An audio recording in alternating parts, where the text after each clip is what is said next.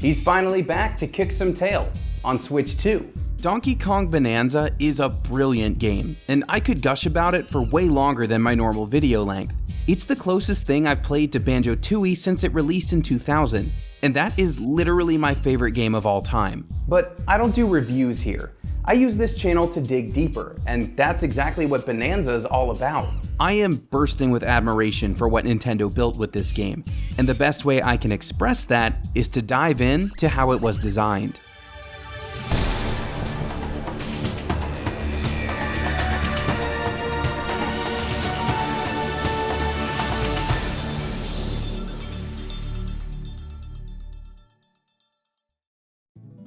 I usually start videos like this with an elevator pitch on what the game is. I guess it's more of an elevator pitch this time. But seriously, I can almost give you the full rundown in the time it takes to fast travel from one layer to another. Evil Kongs show up, they steal bananas, and DK has to get them back. He teams up with a young Pauline along the way, and together they dig through deeper and deeper layers of the Earth on their way to the planet core. And that's really all I need to say about that for now. I do have 100% of the Banandium gems, but I'm not going to talk about anything after the junction for sake of spoiling any story beats or level concepts. I've spent a lot of time thinking about the history of Donkey Kong as I've dug through this game, and of course the developers at Nintendo did the exact same thing when they created it. From what I've read and experienced, I've found that their development decisions can fit into three broader categories, or layers if you will. There are surface level references, deeper expansions that take some pre-existing mechanics further, and surprising subversions of reoccurring ideas that shake up the formula. So let's start digging. Layer 1 consists of references, the things we Donkey Kong fans can point to and say, hey, I recognize that. There are moments that are explicitly lifted from series history, like encountering Cranky, the famous minecart rides, or 2D sections where you're just playing a full-on Donkey Kong Country level with new abilities. Likewise, all the giraffe head smokestacks on the horizon in the canyon layer remind me of the silhouette levels in the modern Country games. I could get lost in just listing this stuff, so please feel free to name your favorites in the comments. Now, it's easy to just throw a bunch of surface level references into the game for the sake of fan service, but there's also a more creative, reverent way to go about it. If you read Nintendo's Ask the Developer series with the Bananza team, you'll learn pretty quickly that they wanted to honor Donkey Kong's long history, not just get a cheap pop from the players. To quote producer Kento Motokura, we needed to dive deeper into the fundamental question of what is Donkey Kong? That question includes the appearance of Donkey Kong himself. He doesn't look like this anymore. He is quite different in this game, and for good reason. There was concern about him just looking like a big mess of fur from behind, so the team added shorts and suspenders to create more contrast. And of course, Pauline hangs out on your shoulder with her own set of outfits. We'll talk more about her later. Check this out! Motokura continues, while overhauling the design, we returned to where it had all started. We took Miyamoto-san's original Donkey Kong as the basis. I think this is most clear in DK's redesigned face, which is equal parts expressive, fresh, and inspired by the original arcade game, which is of course where we first met Pauline as well.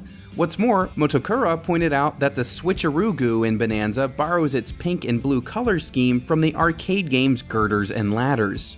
It's almost like Bananza preserves these classic concepts in its references. In the case of the many fossils you can find, it's a literal preservation of pre-existing characters. This is most apparent in the forest layer, where the fossils are Donkey Kong Country's naughty beaver enemy, checkpoint manager Professor Chops, and rideable animal buddy Squitter the Spider. Notably, 2 out of those 3 creatures are friends. Did Nintendo fossilize them just to use as currency? Let's not worry about the timeline too much. Instead, let's remember this. The devs took careful consideration of Donkey Kong history when planning and implementing these references. It's only the first level of our analysis, but it's still worthy of attention and appreciation. There's a reverence to the reference. Except for the pig and the spider, they totally killed them. Layer 2 is where we expand upon pre-existing ideas. It's where we embrace all the moves and mechanics Donkey Kong is known for and take them to the next level. One quick and easy example are the balloons. In the country games, these are extra lives. You fall into a pit, you get hit too many times, you lose one and go back to the last checkpoint. Classic stuff. In Bananza, running out of health means losing a portion of your gold, so balloons have a different purpose. They serve as second chances if you mess up a big jump. Fall off the level, and the balloon will carry you back to the last stable platform, the same way Lakitu sets you down on the track if you go off course in Mario Kart. The biggest expansion on DK's capabilities is the very core of the game: destruction. Everything in Bananza is built around the idea of punching your way through the terrain from all angles, letting you tunnel through entire levels and discover buried collectibles along the way. Again, the team looked back before they looked forward. They spoke to legendary Donkey Kong creator Shigeru Miyamoto and Nintendo Switch lead Yoshiaki Koizumi. These respected developers emphasized Donkey Kong's ability to slap the ground, punch forward, and lift heavy objects. These ideas led them to the new central gameplay mechanic. To quote Motokura again, with the theme of bringing Donkey Kong's strengths and new actions to the forefront, we thought the concept of destruction would be a good fit. Oh, you thought, and you were very right. Carving your own path through the course or using chunks of the terrain to navigate tricky platforms is so satisfying, and the voxel tech behind it is quite impressive. I'm seriously shocked that this was initially planned as a Switch 1 game. But to be fair, it's not the first time we've seen this form of destructibility from a Nintendo game, or even from this specific dev team. These are the same people behind Super Mario Odyssey, and they used voxels in a similar manner in that game. The cheese blocks in the Luncheon Kingdom break apart just like the terrain in Bananza, but on a smaller scale, of course. Co-director Kazuya Takahashi elaborates, "We were able to craft layers that feel truly unique to this game, with terrain that features a rich variety of visual styles and physical properties. As a result, we get to see DK punch his way through desert rocks in the canyon layer, spiky thorns in the forest layer, and fluffy snow in the freezer layer, just to name a few." That's quite an evolution from slapping the ground to send barrels rolling toward Mario. Actually, while we're here, let's pause for Pauline. One of Bananza's other great expansions is on her as a character. In Donkey Kong Arcade, she's a damsel in distress, kidnapped by DK himself. By the time we saw her again in Super Mario Odyssey, she'd become the superstar singing mayor of New Donk City. Way to reclaim your territory, lady. It's here in Donkey Kong Bananza where we encounter a younger, less confident Pauline. Appearing first as a little rock buddy covered in void energy, Pauline is on a journey to the planet core to have her wish granted. How that wraps up, I won't spoil. I also won't speculate on how or why Donkey Kong decides to kidnap her as an adult later in life. Remember, the canon does not matter. What does matter is how Pauline's singing skills are used here. It's her golden voice that breaks the void seals that clog up every layer with bad energy. It's her star power that lights up the Elders' stages and gets the titular Bananzas going. It's her songs that define the game's soundtrack. That moment was when one of our concept artists created this image of Donkey Kong transforming into a zebra, producer Motokura told Rolling Stone. We also had the composer make music that was specific to this zebra transformation.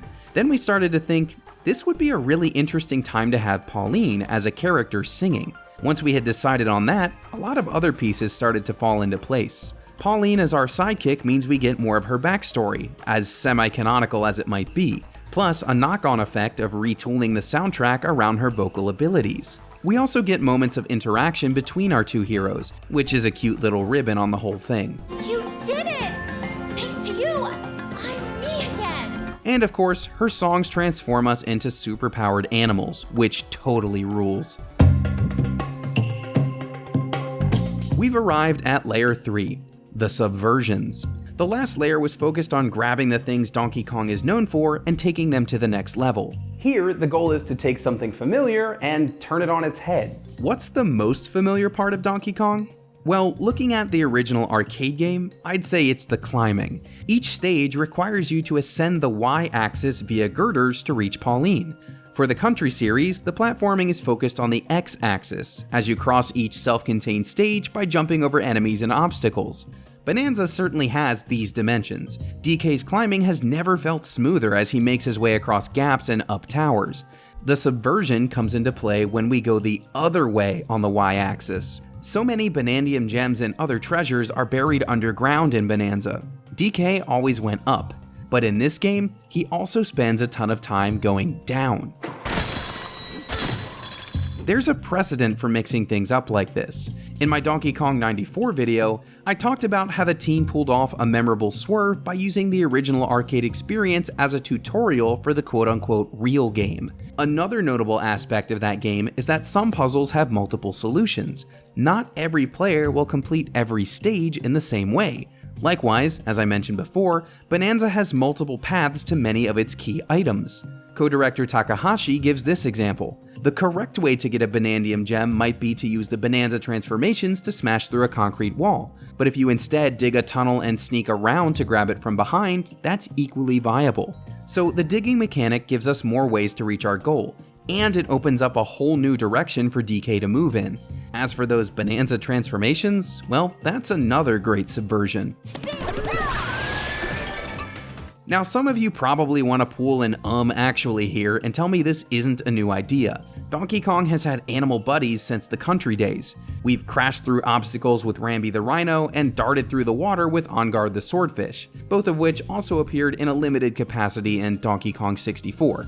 That's all true, and I'm delighted that Rambi makes a return in Bananza. If you punch in his direction, it turns into a high five, and it's so stinkin' wholesome. Fun fact, rhinos are actually my favorite animal, and I have one tattooed on my arm.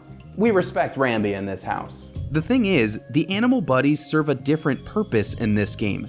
Rambi's presence means Cranky is somewhere in the area, and Squitter is straight up dead, as we've already established. So in lieu of riding on the backs of these animals, we get to transform into mighty Bananza beasts ourselves.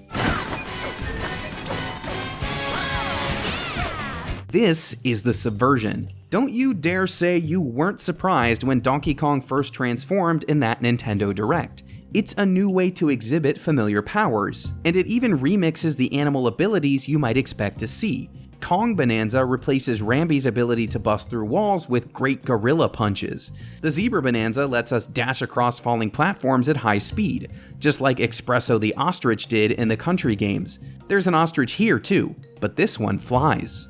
I won't show any more for sake of keeping this video spoiler free, but in all instances, using these Bananza transformations is a blast. Each one not only exhibits special powers, but you're treated to a unique theme song while in your animal form.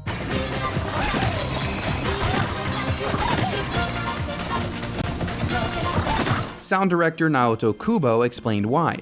Since Donkey Kong only transforms for a limited time and it has such a big impact on the gameplay, we decided to go all out with transforming the music. We envisioned a track that would give you the urge to sprint as soon as you heard it, and then the image of a zebra galloping passionately to Latin or Spanish style music popped into my head. Passion is a key word for the entire development of this game, I think. It starts with surface level and deep cut references that show the studio's reverence for Donkey Kong's past. The Great Ape looks really different in this game, but his appearance is a throwback to the arcade days.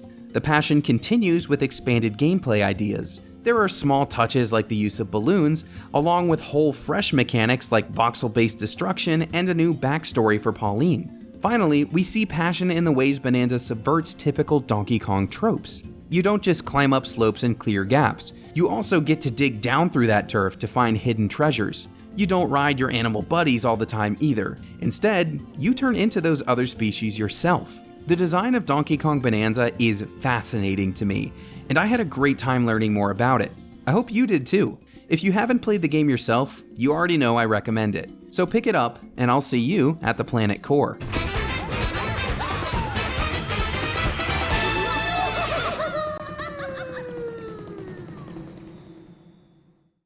Hey, DK says thank you so much for watching this video.